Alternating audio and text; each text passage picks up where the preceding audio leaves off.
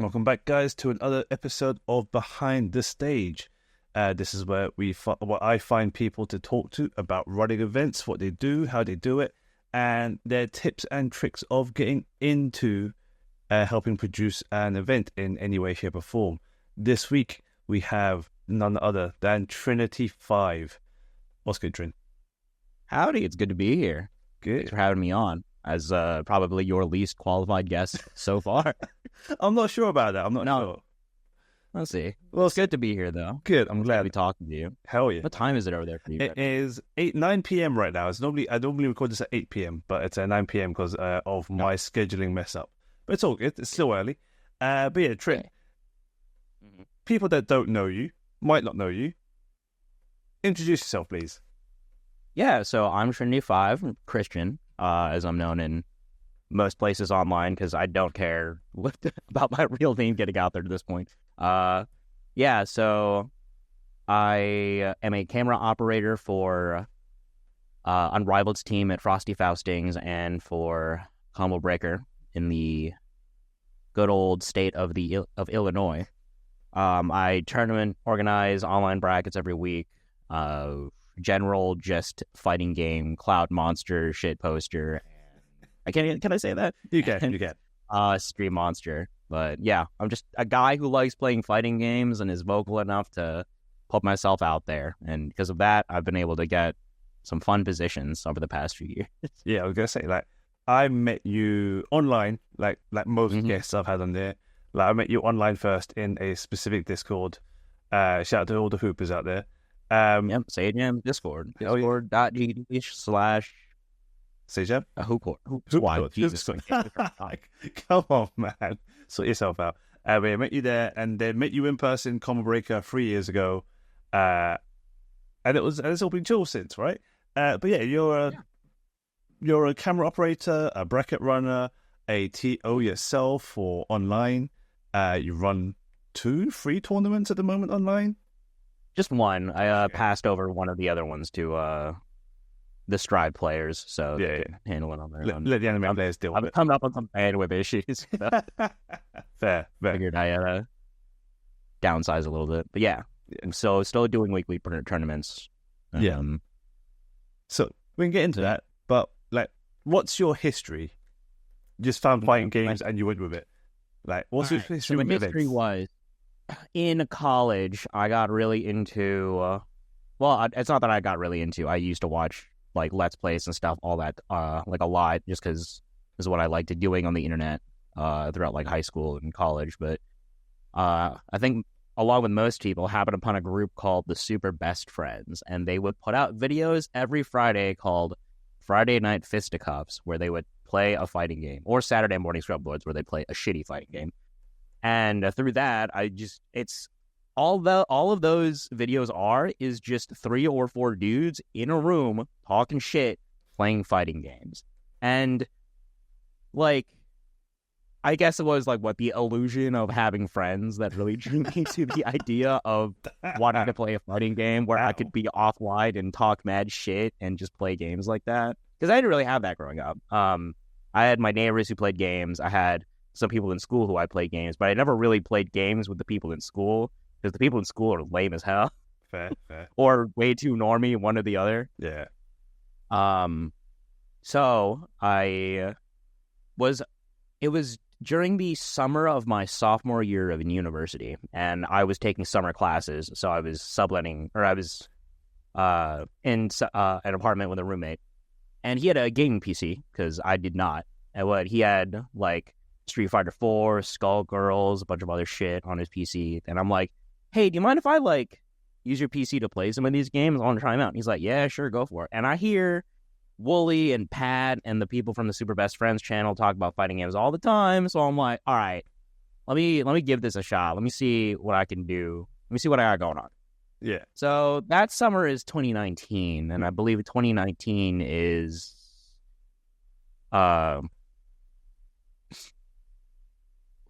It's not. Wait, is 2019 the Punk Evo Grand Finals year? No, right? That was 2017. 17. No, I want to say 17. I need a historian. I need to put a historian on here because my timeline's completely fucked. Right. Carry on. Right, but something that summer, I think I just fell down a YouTube rabbit hole where I was watching Street Fighter 5 highlights and happened upon the entire EVO 2017 top 8, watched all of that, and then saw that Sajam and Steve were on a few episodes of Excellent Adventures. Yeah. I think. Yeah. I think that was also around the time that they had their own show called The Recipe, where it was just their version of Excellent Adventures on the Cross Counter channel. Very short-lived, yes. Yeah, 2017 then. It must have been 2017. Mm-hmm. Yeah. So I was watching those episodes and like, this guy Sajam kind of knows. I think he knows what he's talking about. I don't know what it is. Maybe it's because, I don't know, maybe just because he talks good on the microphone, Maybe. And I see that like he has a Twitch channel, and I don't really watch Twitch streamers at this point in my life. I just know that Twitch is a thing. But he's like, it says he's live. I mean, I guess I could go like check him out. And he's just on there playing fighting games, talking about fighting games. I'm like, this is a cool little thing. Hang out in there in that stream a bit, join their Discord, talk mad shit, get people hella annoyed at me because I don't know what I'm talking about. And I behave like a stream monster because I don't really know how else to behave at this point. Fair. This weird like online community. But as it goes on, I just continue to play fighting games, play video games, and learn more. Make myself a known quantity just by being present and active in that Discord a lot. Eventually, yeah, I mean, life goes on. Yeah. I finished college, and I'm trying to find a job out of it. And it's right that happens that COVID hit. Oh, okay, yeah, sure. Right.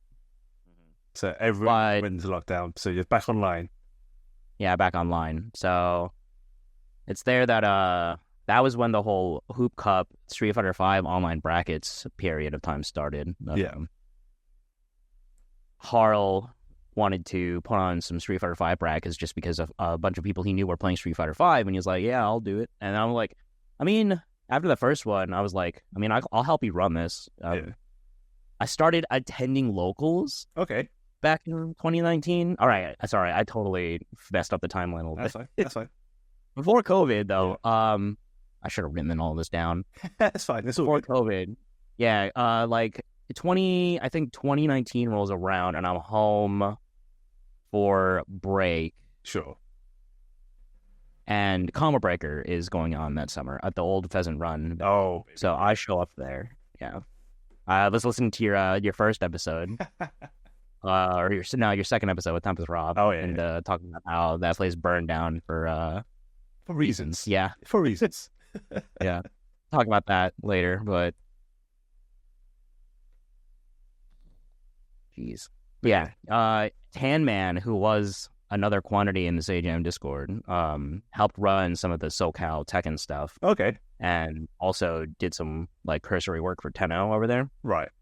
Was talking to me one day, and he was like, hey, you should go to Callisto's Tekken Local, BG Callisto's Tekken Local. He's running one over there in Illinois. I think it's actually pretty close to where you live. You should go out there and see what's going on. I'm like, yeah, okay, sure, I'll give it a shot. So I go to my first Tekken Local while I'm home from college, and it's an amazing time. I get my ass handed to me 15 straight by a Katarina player. Meet some other cool people. It's a fun time. I introduce myself to Callisto. Yeah. And I let him know that, hey, Tan-Man told me to come through over here and see if, like, what was up, see if you guys need any help. I was like, well, I think we're okay, but if you want to help, like, I don't know, wrapping up cables and stuff, that'd be nice. So, like, sure, I did do that. Combo Breaker rolls around. I don't really talk to anybody because I went alone, didn't really go with any friends. Know like a few pro players in my SFI pool. That's about it. I used to have like my old acrylic stick signed from some of those pro players. So I got like Punk's signature, I got Mena's signature and all that stuff. Hell yeah. I think I got G-Unit to sign the back of my stick, which is really funny looking back at it now. So that was still Pheasant Run era of Combo Breaker, right? Mm-hmm. That was still Pheasant Run era of Combo Breaker. Combo Breaker. So over the course of the next few years, I still go to locals. I still keep in touch with the people that I know in the Illinois scene, which includes Callisto and his partner D. And then we fast forward a bit more to now COVID happens. Now everything's all online. But the day that it really struck me was I was at home, like searching for a job because I just graduated university. And then Callisto is like, hey, I'm going to start running a Tekken 7 dojo like monthly, see if we can like make something happen at the local venue where we can get a whole bunch of people to come out. And I'm like, yeah, sure. You know what, Callisto, I'll help you out with that. Yeah.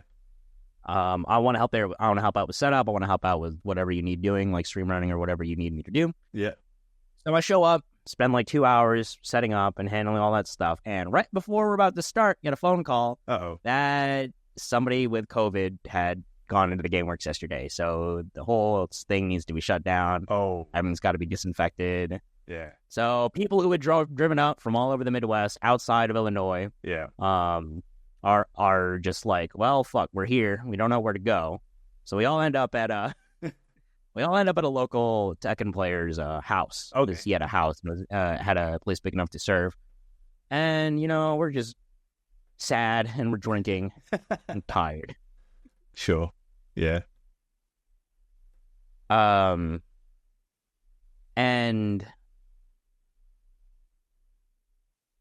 eventually this is like right before the holidays, I think. Okay. But eventually D like comes up to me. I've been drinking, and she's like, "Hey, Trin, you've been coming around to help out for a bit. Do you want a job this Frosty Faustings, the Frosty Faustings 2020? Like, do you want a job as like a camera operator?" Okay. And I'm looking at her. I'm like, D, I don't know the first thing about operating a camera, let alone anything that's like $3,000 to $8,000 to $15,000 worth of equipment. Yeah. She's like, yeah, don't worry about it. I didn't know shit either, and Callisto taught me, so I'll teach you. And I'm like, okay. Oh, that's nice. Okay, I guess I can do that. Yeah. So I go over to their apartment a few times, get shown the ropes on what to do with a camera, and really operating a camera for a stage is pretty easy. It's pointed at the players, make sure they're in the shot, make sure like they're even. If you have one or two cameras, everything's in line with each other, or it's about as even as you can be. For I was going to say smaller events like Frosty Faustings, but that's not really true. But for Frosty Faustings, which is not as big an event as Combo Breaker, you're also expected to handle a little bit of like the stage managing type thing. Cool. Or more just like keeping people like wrangled to the stage, as it were. Yeah. Let them know if there's any like weird rules in the thing, or like because like I'm standing there on the stage. I'm going to be the first point of contact if there's anything going wrong. So as times have gone on, we've learned how to like better communicate with the broadcasting team, because it's not like I can just like pull up the curtain and then just shout at them continually. Like that's pretty draining. So just figured out how to like use walkie-talkies and stuff like that to communicate with the broadcaster and the co-director and whoever's grabbing matches, just so that like everything is figured out and all that. But the first time I was doing it, it was with Callisto and D. Okay, so that's amazing though. So from finishing university to going to your locals because a random person, quite honestly, like Tan Man at this point is just a person that you know of and have spoken to maybe a few times online. There's a place more local to you. It's run by this dude. Run through, have a chat, say what's good. Just tell him I sent you. It's gonna be cool. To basically his partner, who I assume is part of Frosty Faustings or is just helping Callisto run production, goes, "Hey, do you want a job? Like, are you free?" Well, at that point, she was, they were just doing helping Callisto at that point as like his co-director. Yeah, for that year. Okay. It's not until later that they get a much better position or later Frosty Faustings. Fair. But if she comes through, you're drunk as God knows what, because I've seen you drink. You put away quite well. And you are drunkenly saying, "Yeah, sure, why not? Twist my arm." Yeah. And like a week later, I'm like at their apartment helping to or like learning the ropes of this camera. I have this thing in my hands and I'm carrying it like a baby because I'm like, this is so much goddamn money. Yeah. Especially when you're out straight out of college, straight out of university, like you don't have an office job, 9-to-5 job yet. It's a lot of money to be holding, especially with a camera, especially if you're not used to that sort of equipment, right? So yeah, they took a chance on you saying, hey, like we'll teach you the ropes, we'll do it. At least it wasn't at the venue like before the regional happened, right? At least you were smart enough to go around. You were good friends, friends enough to be shown around, especially during the COVID times, and be shown the ropes, which is amazing. So yeah, that's how you got into camera operating for a stream production offline. Yeah, that's amazing. I happened to be like very helpful with showing up to locals and just put myself out there, being like, hey, I've heard that like, I don't know, people have told me that like it'd be nice if you guys had help. So I'm like, hey, do you guys need any help? And I would just come up to locals and go up to whoever was running it at the time, and for like I don't know, like a year at this point, I'm just like, you guys need help. Like, is there stuff that you guys need? I would get the stream runners water. I would get like, I would help out with brackets if need be. I would just do whatever I could to make myself seem useful because I'm not good at fighting games. That's no small secret. I like playing them. I like improving. I like everything that comes with learning how to play a fighting game. I'm not good particularly at any of them, but you don't have to be. Like, 99% of us aren't great at fighting games. Like, we all wish we could be Punk, Xiaohai, Xian, any one of these top players that always reach top 8. But let's be honest, we're not going to do that. Like, 1 in a million chance. So we can do other shit. And that is... so, before we continue, I need to ask this question because some people think, turn up. That could mean anything, right? That could be at the start, that could be in the middle, that could be near the end when everyone's wrapping up. What time did you turn up to those locals to help Callisto? At the beginning, before when you introduced yourself to Callisto, what time did you turn up to those events to help out? At the beginning, it depended on the day. On weekdays, I'd get there like a little after it started, just because I'm still trying to do. I would like dedicate some time to try to get job search stuff done, and would it be free until later in the evening? Yeah, travel time and all that. There were 2 venues that I would go to weekly. One was in Chicago proper, and the other one was in Skokie. The Skokie one is the one that's still open now. Yeah, but back when I was still going to the Chicago one, I'd show up to that one a little like later in the evening, like 8, 9, just stay until everybody was done finishing up. Yeah. On Fridays at Ignite Skokie, I would come as early as I could and leave as late as fucking possible without endangering myself. Like, for what reason? Why did you come so early and leave so late? I came early enough because I wanted to help set up. I left as late as possible because I wanted to help clean up. And also, all of the fun people stay really late.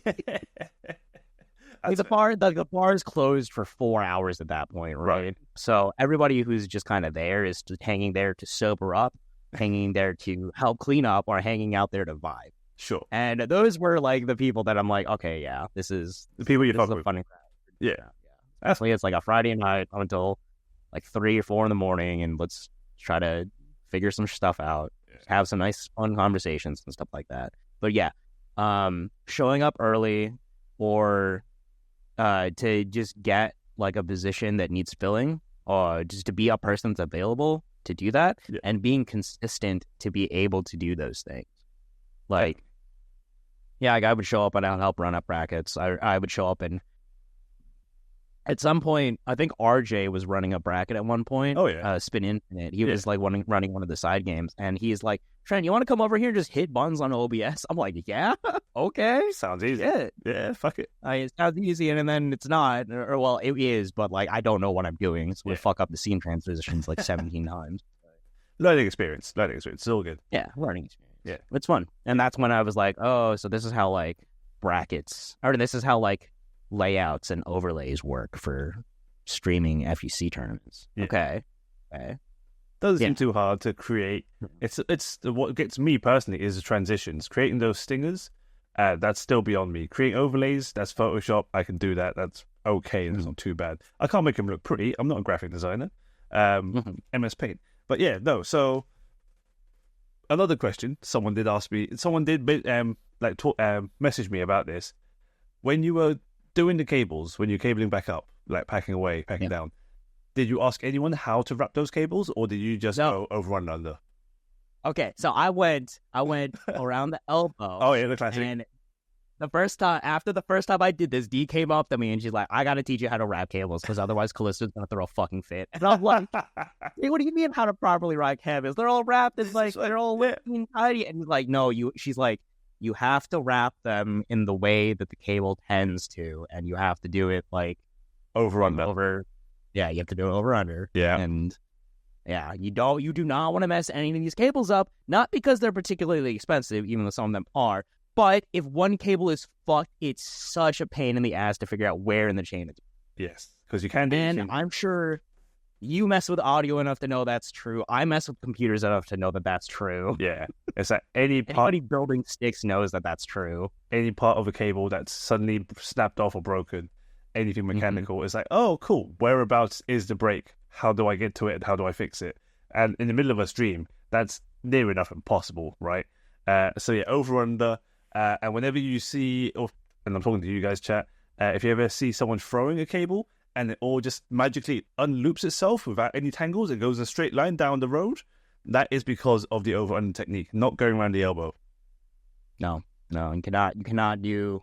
You can do this for things. You do this shit for your own cables. Don't do it for anybody. Yeah. Anything professional, don't do it for them. Do it for yourself. Yeah. Mm-hmm. So that's your introduction to regionals, to being a camera operator. Someone took a punt at you after you were being very helpful, like grabbing water, unpacking down, packing up. RJ asking you to help hit some buttons, because at that point, being a local, it's not really anything too strenuous. I don't want to downplay any locals, but it's not anything that is on a pro tour level where if you miss a transition, someone's going to shout at someone and they're going to shout at you and someone's not getting paid. That's the bullshit, right? So we're not getting... Without a doubt, the hardest part of locals is securing a spot that will let you house that many people for not that much overhead. Yeah. And having the devices, like the equipment to run locals. Those are by far the two hardest things. Oh, yeah. 100%. Like, running brackets, like...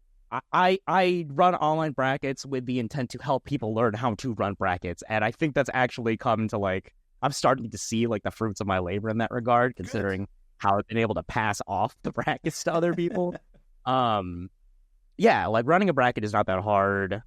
Streaming a bracket, once you have, like, the know-how is not that hard. Yeah, like, all of my mental bandwidth when I run a tournament online is going to that's not even like hitting buttons on OBS. I just do that like absent-mindedly. It all goes into commentary. Yes, at this point.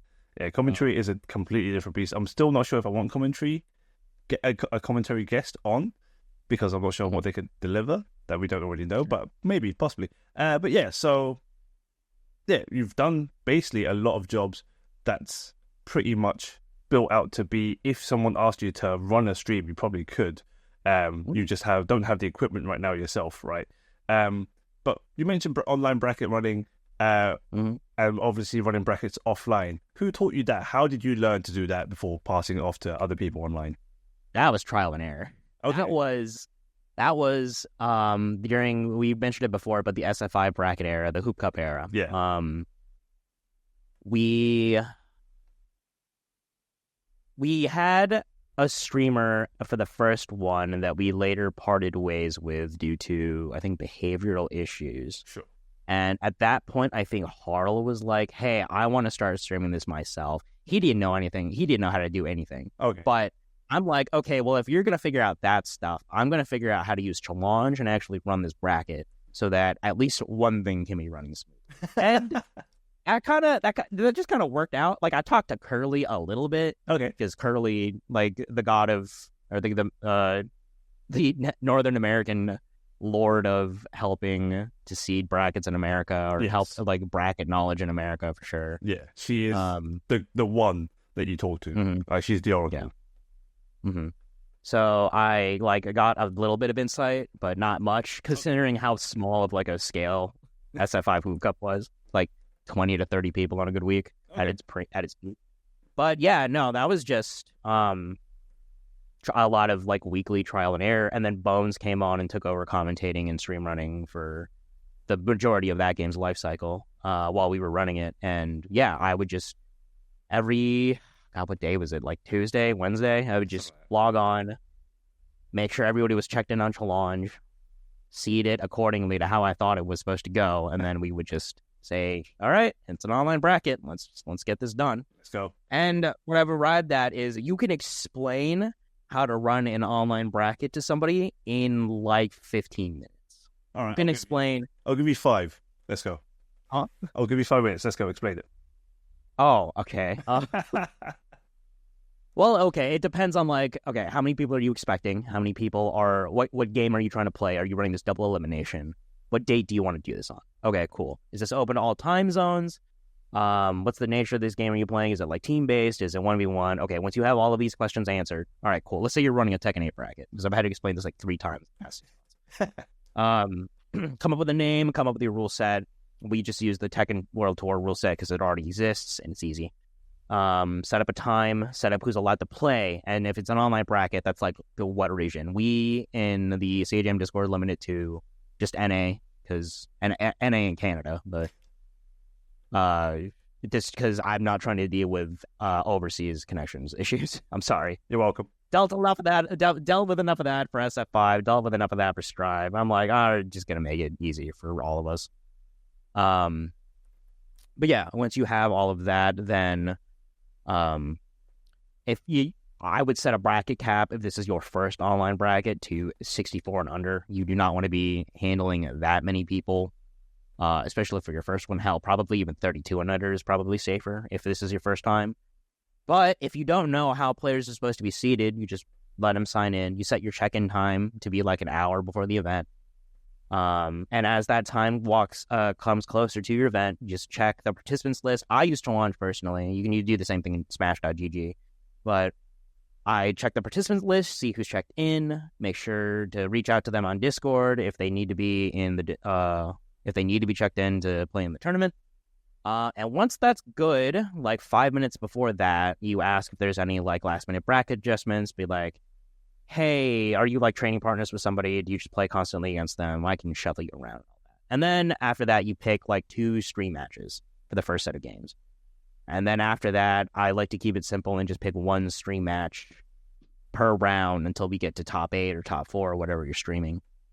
And that's it. Like, Challenge makes it super simple. For all of its problems that all of the bracket websites have, Challenge makes it simple to, okay, cool. Game is won. Player submits score. This player goes here. This player goes here. You don't have to do anything about that. Challenge just does that automatically, thank God.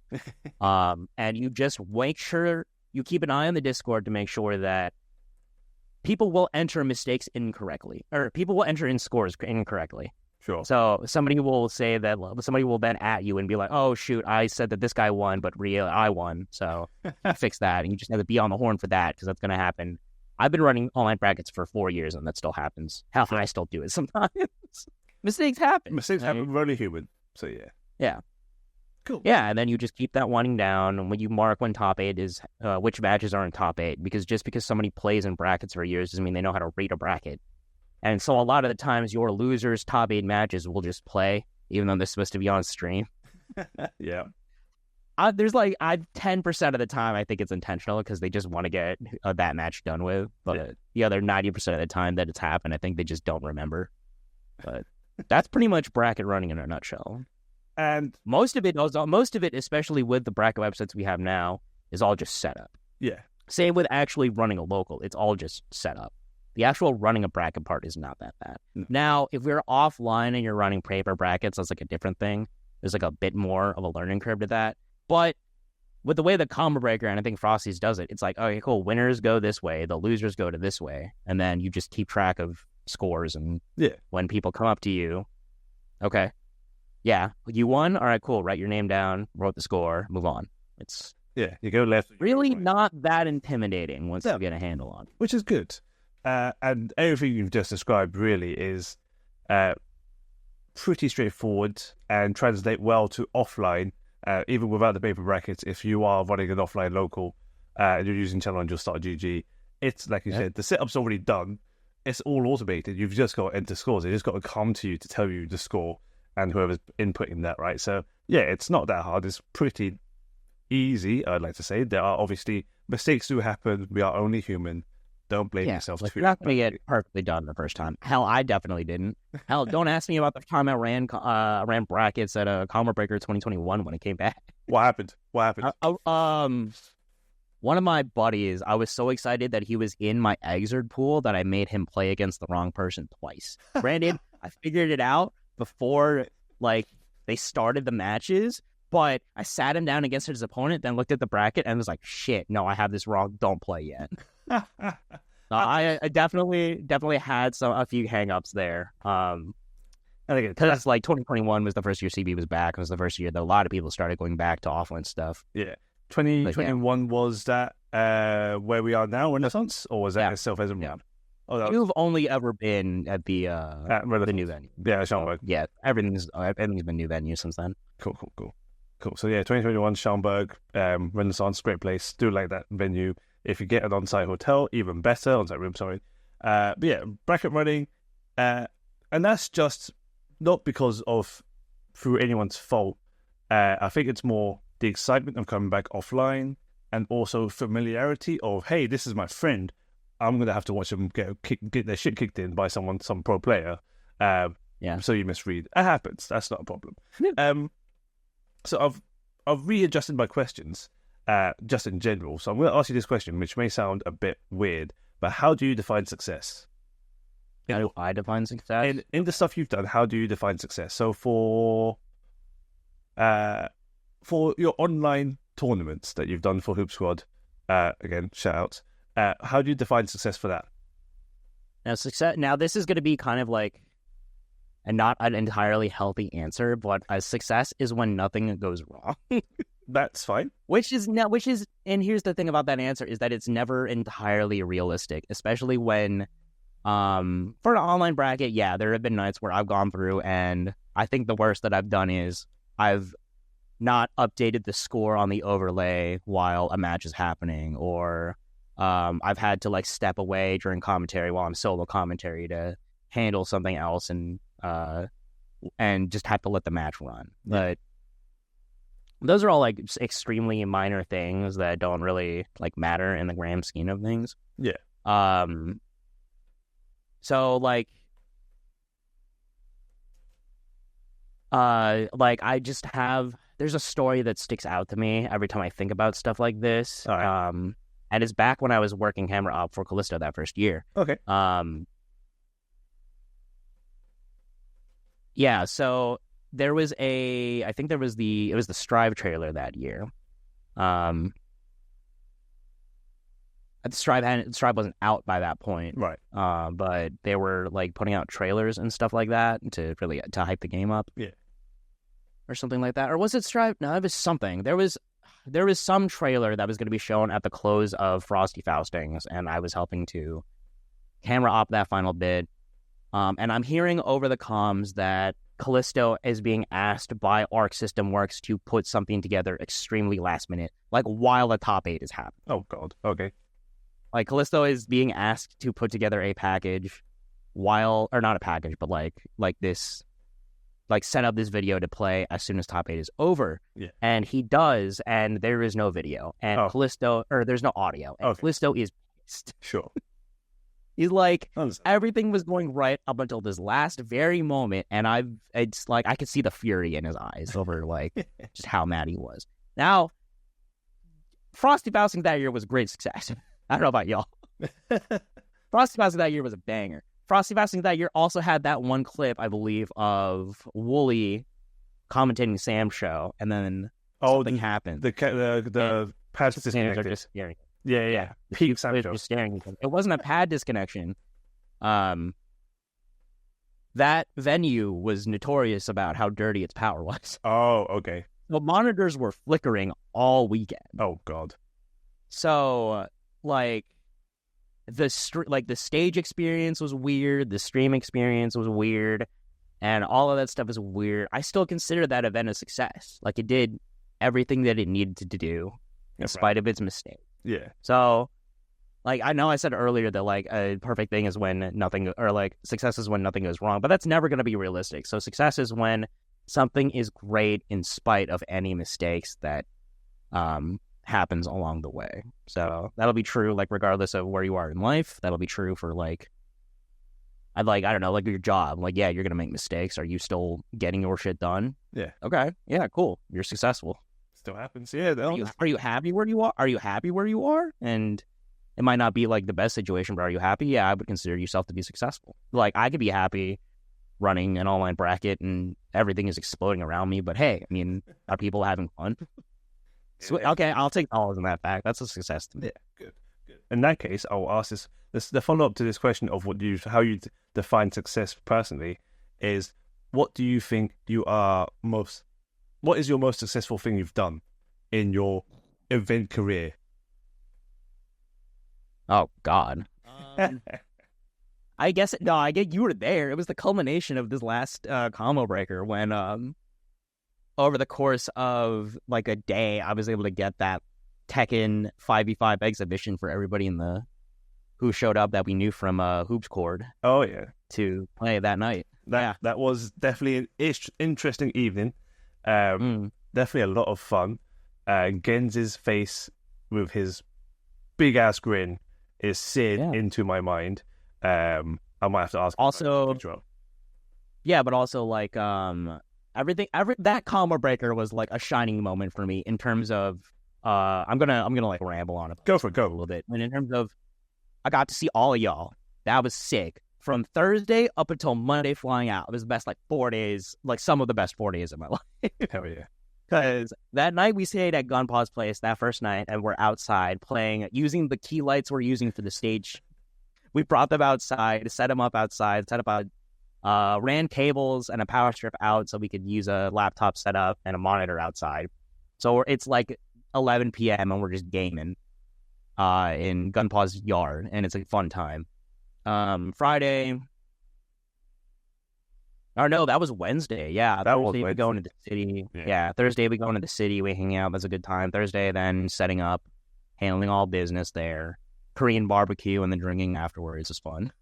That way Friday. Doing. Yeah. Friday, waitress.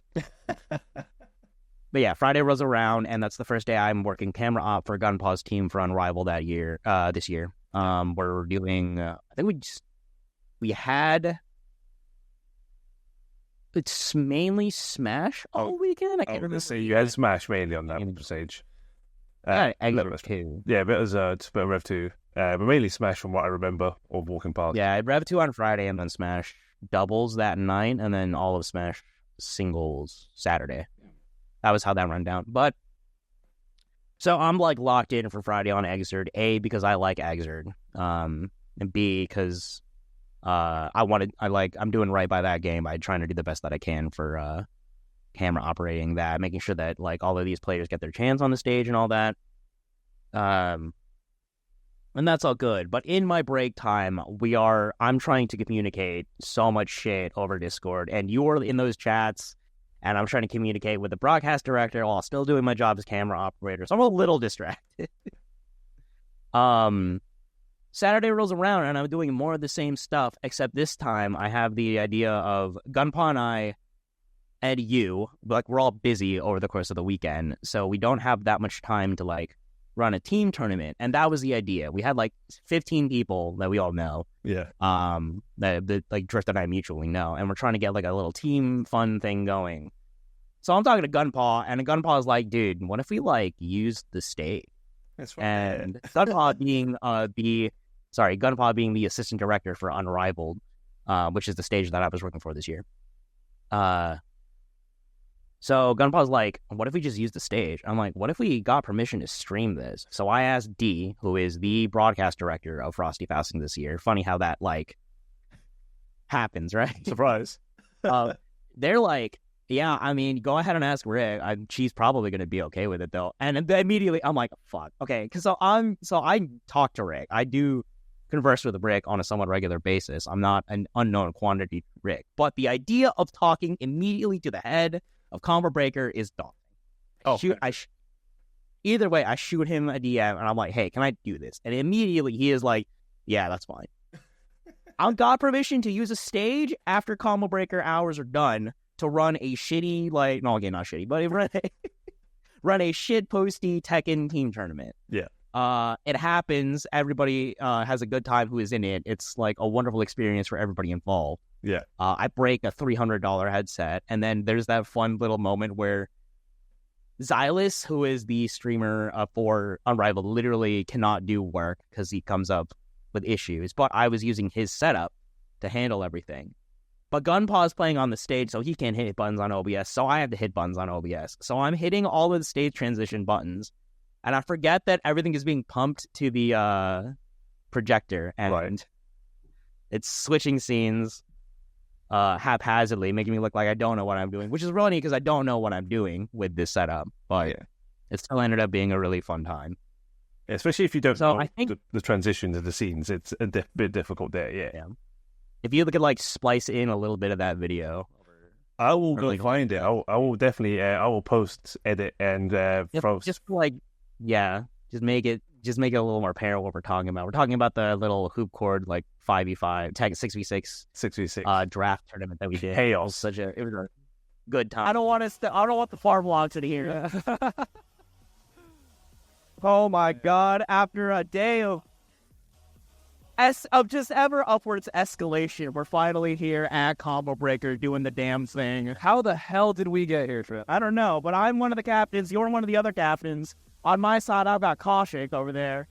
The person whose name I haven't said ever correctly.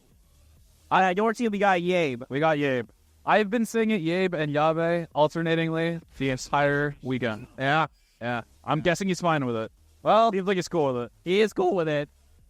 Well, we got our two people. We're live. We're ready. Somehow we made it here. To be honest, when you told me we were going to do this, I didn't expect to be behind this desk. No, this is the thing. I wanted this to be the most elaborate shitpost that nobody expected had any production quality at all. Wow. Why were we given production quality? Because I have friends in very, very high places, and one of them happened to connect to Rick. Gunpla, Yabe has a free pix that's not real. Yeah. Yo, if you want to give him oh wait, yeah, if you want to put names on there, or their yeah. I'm time. That's probably the most success that I've had in the FGC, just in terms of like an event organizer, kind of, in terms of like a content creator, kind of, in terms of like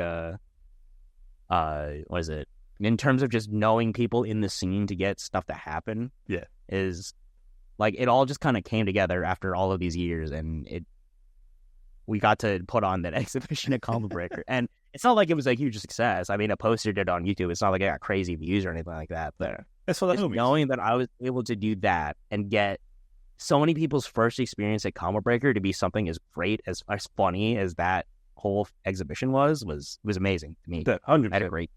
Definitely. Yeah. A couple of points you've raised that you've triggered in my mind for this. You can catch some of the 6v6, the exhibition shitpost Tekken 8 matches we did on Sage Jam's vlog of Combo Breaker, but I will definitely go hunt the video and splice a little bit into this. Going back to messaging Rick, the head of Combo Breaker, is especially daunting. I look at my Discord and like I have him open in my DMs. I'm like, I need to message you, but I am so fucking scared. It's kind of crazy. Yeah, it's really frightening, right? Because it's especially during Combo Breaker weekend. You're like, this dude has so many hats on. He's busy as shit. He's sorting out 17 fires at once that nobody knows about because they don't need to know about it to make the team's that good. So, like, the idea of me just shooting a message, be like, hey, can I do this thing that was not planned and is super last minute and uses property of Combo Breaker and, exactly. uses equipment that should be turned off after hours, and he's like, yeah, fuck it. I'm like, okay, shit. Sick, fuck, let's go. And then you mentioned you broke a $300 headset. What happened there? I completely missed that. And that was between, so Kaushik was on commentary. No, I was on commentary and then handing the headset to Kaushik. Oh, yeah. And you can hear in the VOD, I set the headset down too hard on the desk. You got something in the gym, brother. You just smashed it. I gotta stop hitting the. Don't get me started, bro. If you get me started talking about the gym, you're gonna have to cut me off because we're gonna be here an extra 30 minutes. You know what I'm about. Oh hell yeah! In my art. Yeah, you are hitting that hard. I am appreciating the dedication, not even motivation. Daily annoying update. It's not annoying. It's a daily update, and I respect the fuck out of it. I wish I could do that right now, but I am on back-to-back events. You can't tell, but there's like rucksacks and bags and camera gear behind me that I'm hiding with my body. So I've been missing the gym for the last 3 weeks. It's crazy.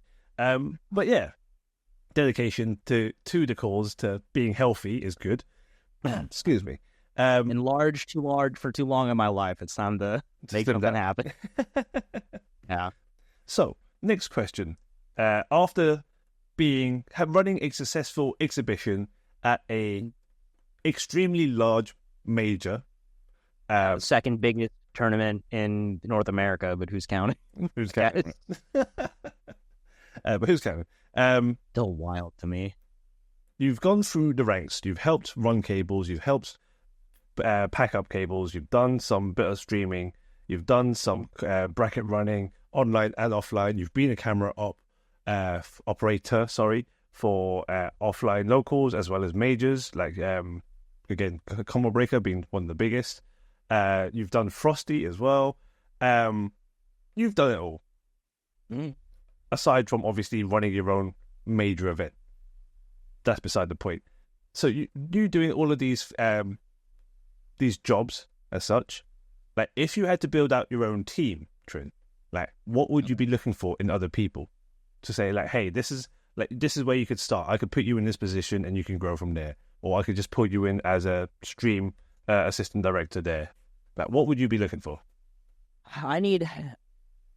Now, this is kind of rough considering how I got my shot, but if I'm putting together a team, I need to know people who have been around to know enough about this equipment, or at least are good at following direction. Gunpaw has been around all of that equipment because he technically owns it. Sure. Gunpaw is also extremely good at following directions. Gunpaw is also pretty good at taking charge in a situation. That's why he's, pretty much the director or assistant director. It varies for the stage that we work on.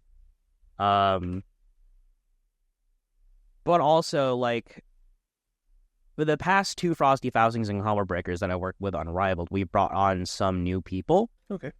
Just for manpower. Both of them have just been people that have attended the Smash locals that Gunpaw works on.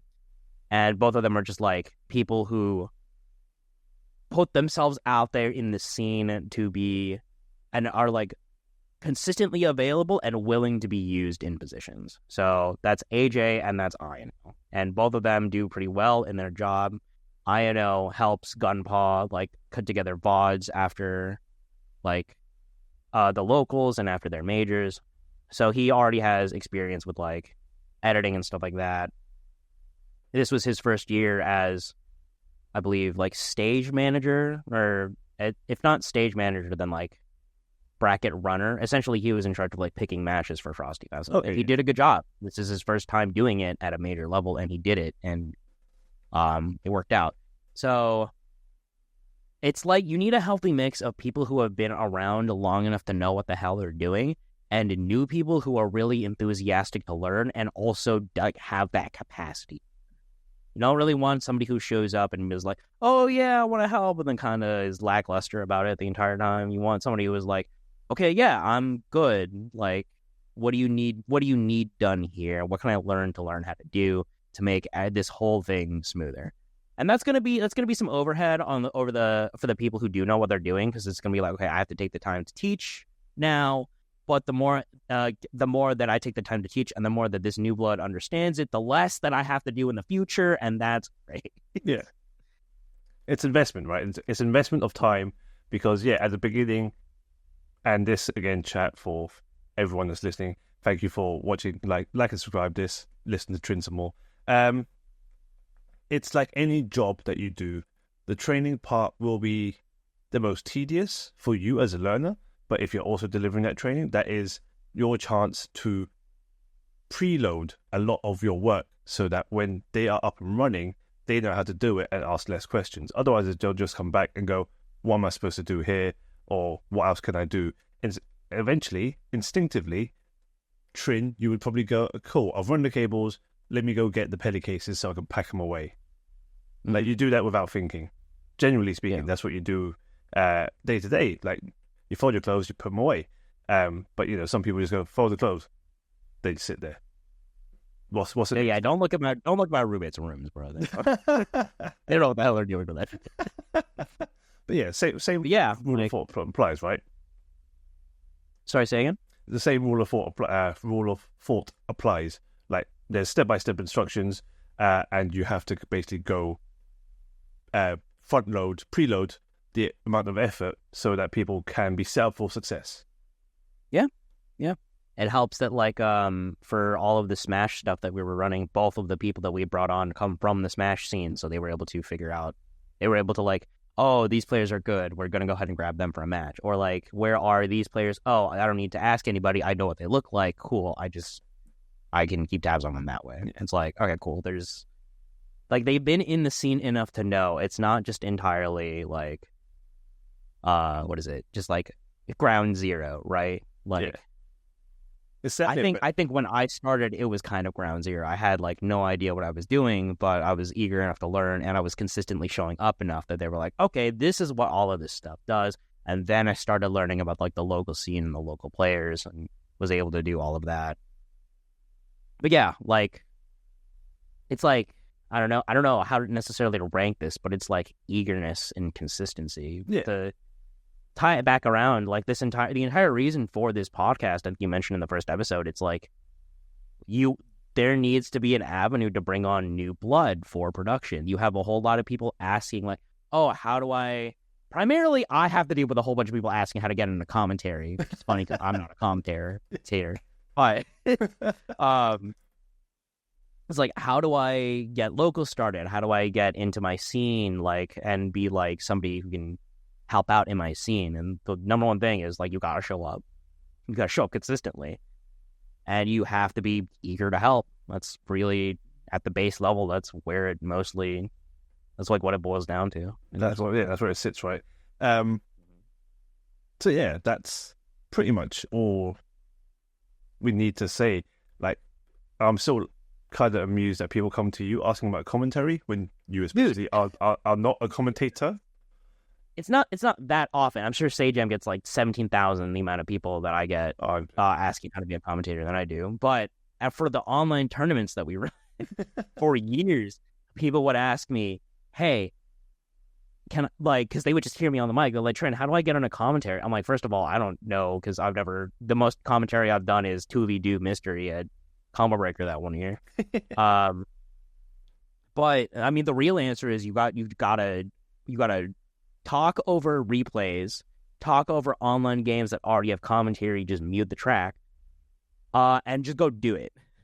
Basically. Hell, if you want to make your own tournament so that you can get practice at commentary, go ahead and do that. That's kind of what I'm doing for Tekken right now. Yeah. So the number one thing is that, like, there's no shortage of online brackets out there that are looking for people to commentate. Now, are you going to suck at it when you start off? Yeah, absolutely. 100%. I still suck at it, and I've been doing it for years. The amount of time I've stumbled over talking into this microphone, and I've been doing it for years. It's like, you just got to keep at it. Right? Just keep going. Just got to keep going. So yeah, basically run a local, or try and run a local, run some online brackets, make your own. It's all perfectly fine. Get some gameplay. There's the replay channel on all these new games. Just watch some replays. Just talk over it. Learn. That's perfect. Yeah, all those vultures. Yeah, if you're gonna give the views to the vultures who are just ripping replays and putting them on YouTube, you might as well just go to the source. You might as well use them for like work. You might as well use them to put together a portfolio. Fuck it. Yeah, exactly. Right, last question from myself. And I've completely forgotten another point that I was going to raise with you. So that might come back around. But last question from me officially. What is the one thing you think people need to know about the stuff you do that they don't know about? The things that people don't see, don't know, but see you doing it. What is the one thing that annoys you that you think people definitely need to know about this? One of them is a personal pet peeve of mine, and it's kind of an unserious answer, but I'll go with it first. One is when you are reporting scores to an offline bracket runner for your pools, say what your tag is. Don't just say me 2-0. Thanks, me. Who are you? Because, like, no, that's that legit. person That is legit. That person has seen maybe 3 other pools worth of players at that point that they're running your bracket today. You cannot just say me and expect them to remember, even if they've checked you in like 5 minutes earlier. You have some courtesy. Let them know what your tag is, or if you remember, just the more serious answer, the number one thing that everyone needs to know. It's really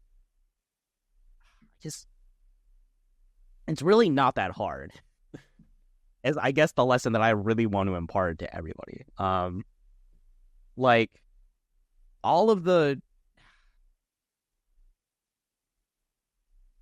opportunities that I've been able to be granted are because, one, admittedly, I am blessed to live in Illinois, where there is a strong local scene. I'm still blessed to live in New York, where there is a strong local scene, and that I understand that that's not going to be the case for 90% of people. Unfortunately, you do have to kind of work with what you're given. So if you don't have any locals in your area that you can show up to, maybe there is like an online community that you could build a presence or build like something like fighting game related in. Maybe you can, like I said, start your own bracket. There is no shortage of people who are willing to help you start your own bracket if you just ask. Now, knowing who to ask is definitely like something you have to figure out. Yeah, it's a different question. But if you ask around, someone's going to point you in the right direction for sure. Hell, you can ask me. I can do my best to help you. I've already done it for a few other people trying to start brackets. So don't feel discouraged or anything like that. Like the number, I guess, the more, I guess, is be willing to ask the questions to get to where you need to go, right? Because if you just like spin your wheels constantly about like, oh, what am I like? How do I get started with this? I don't really know. What's the best way to do it? You're never going to get anywhere. You have to go out and try to find like where to get these answers yourself. You have to or find the people who are.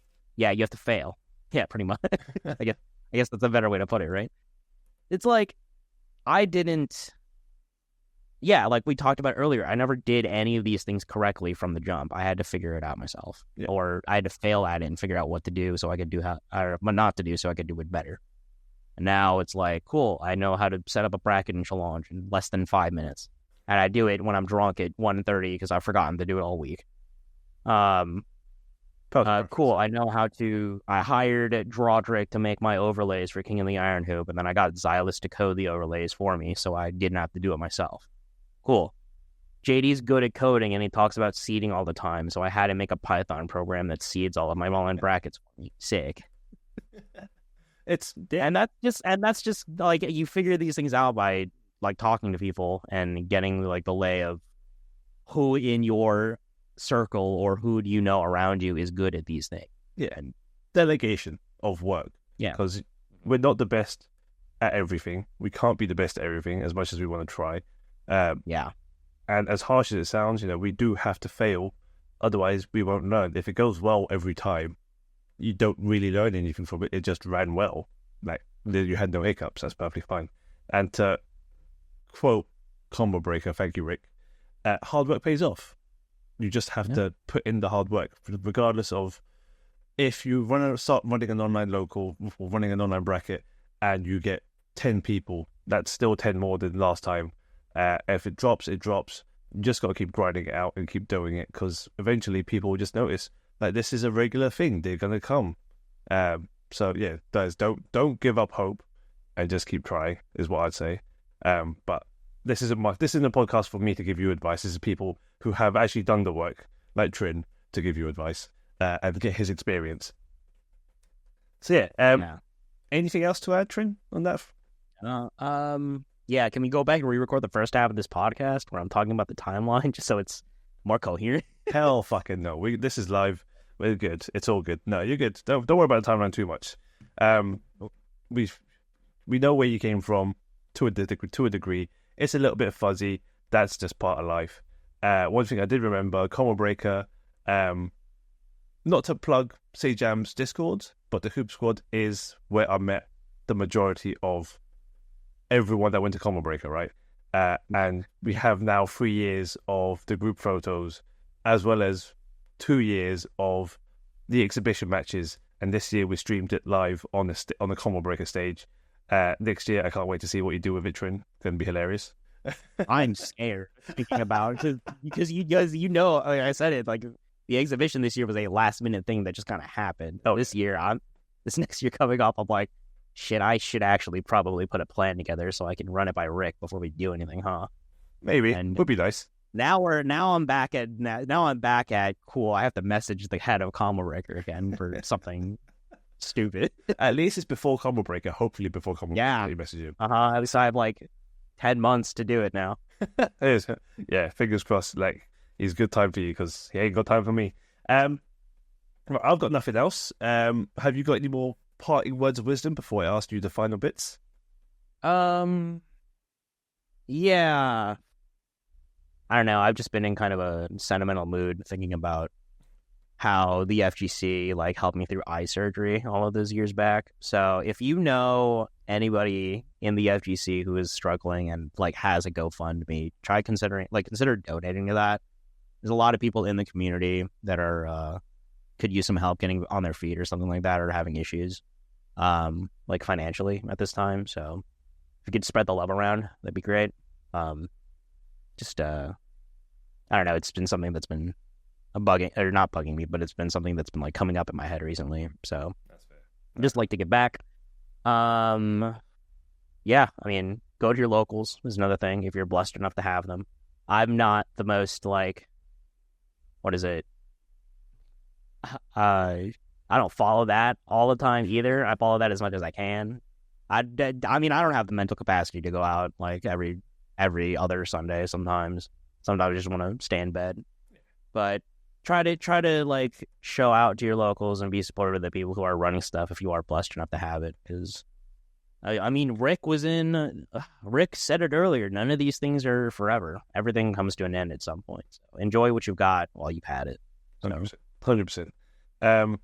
And on that sentimental note, like, definitely agree with everything you just said. Support your locals. Nothing lasts forever, so enjoy it while it lasts. Anyone that needs help, just anyone you need help, consider donating. Everyone's having a time. Not everyone's as blessed as they could be sometimes. So just look out for everyone, for each other even. And Trin, lastly, anything you want to plug? Anywhere people can find you? This is now more time for you to talk. So I will plug C-Jam's Discord, discord.gg/hoopsquad. It's where we run weekly brackets. Sunday we have SF6. Tuesday we have Strive. Wednesday we have King of the Iron Hoop. And I know that people are talking about running Uni and Grand Blue and other games later at some point. I think Dud is still running KOF occasionally. So just keep an eye on the tournament channel there and like the Discord events. And like we run these every week, rain or shine, in low entrance.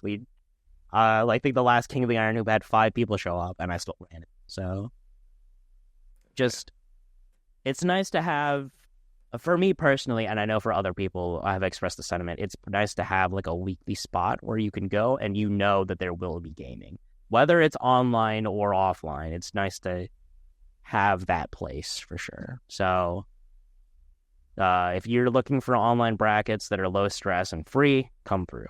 That's pretty much, as long as you live in North America. Yeah, sorry guys. Everywhere else, we're cut. Anything else? I could go into why even limiting it to North America is a pain in the ass sometimes. I mean, internet infrastructure is an amazing thing, and rollback it does so much. Having 3 different time zones in your own goddamn 4 different time zones in your own country. That's what you get for being so large. Where can people find you if you want people to find you? On X.com, you can find me. No, on Twitter, you can find me on at Final Trinity5. I really don't tweet anything. It's mainly just retweets and top 8er listings. That's pretty much it. You can ping me if you see me around on Discord. I stream on Twitch, Trinity5. It's mainly just Final Fantasy stuff and King of the Iron Hoop every Wednesday. So that's pretty much where you can find me. Yeah, that's it. Cool. So yeah, if you want to see some FGC retirement home gaming, come to Trinity's Twitch. He is playing Final Fantasy 14, and yeah, every Wednesday King of the Iron Hoop. That is actually a Tekken 8 bracket. It's an amazing name. I keep making memes with random dumb pictures. Seems to work. Trin, thank you very much, brother. It's always good to have a chat with you. I will see you hopefully soon. I say hopefully soon. I will see you at Combo Breaker most likely. So that's another 10 months away. But I'll definitely talk to you online. Guys, thank you if you stuck this far for watching. Please like and subscribe. I'm going to get some more guests on. So yeah, I'll see you guys later. Peace. All right, turn this off so we can start the gym podcast. Oh, go.